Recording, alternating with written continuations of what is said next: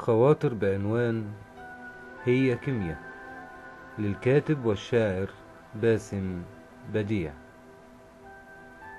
الله عليك يا مصر لما الأكسجين الصافي ولادك يشموه، بلا رجع الجماعة خنقوا الأنفاس شيلونا الهم جلبوه. يعني هي كيمياء. الله على السكر لما يرجع للنورمال، يعني للطبيعي. أصل عروقك بيجري فيها دم عمره ما يتعكر، ولا يعني هي كيمياء؟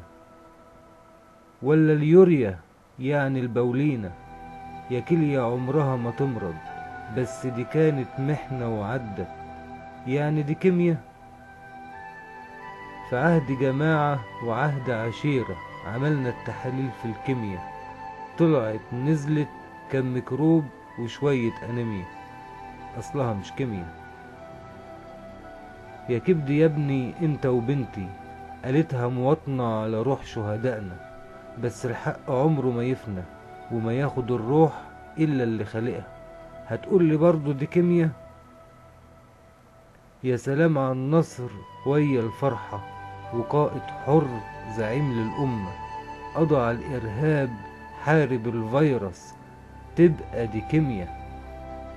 أصل الكيمياء دي عقل وخبرة، ويا ابن بلدي هقولها صريحة، مصر بلاد الأحلى فيها بكرة.